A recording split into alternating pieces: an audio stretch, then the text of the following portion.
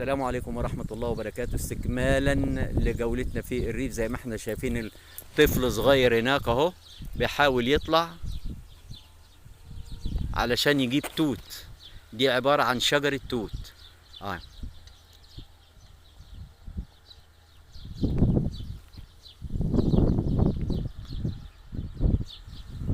أراضي زراعية فيها حواليها نخل.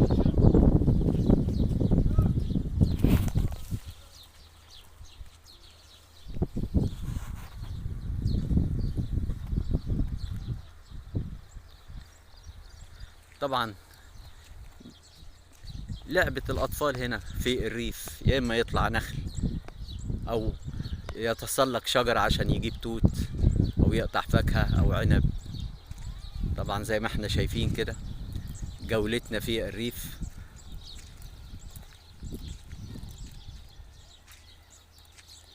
تمانية وعشرين إبريل.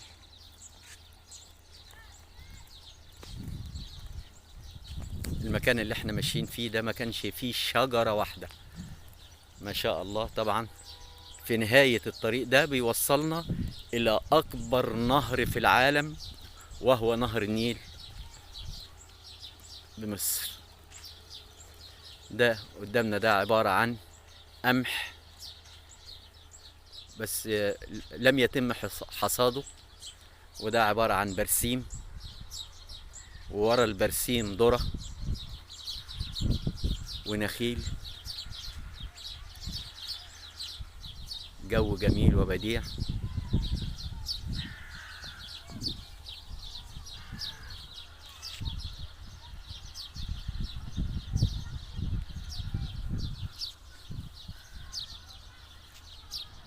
إنه الريف المصري الجميل البديع. والعمدة طبعا سابقنا قدامه بيتجول معانا. باقي حوالي ساعة وربع على غروب هذا اليوم.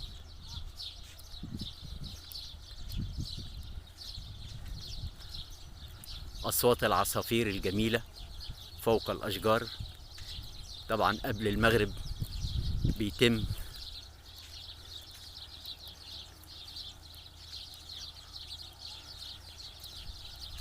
وجود العصافير على الأشجار لعملية البيات.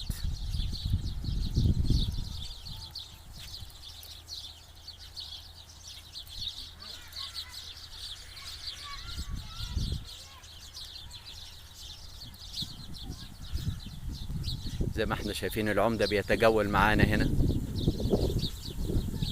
ده عمدة الزمن الحديث. تحيا مصر.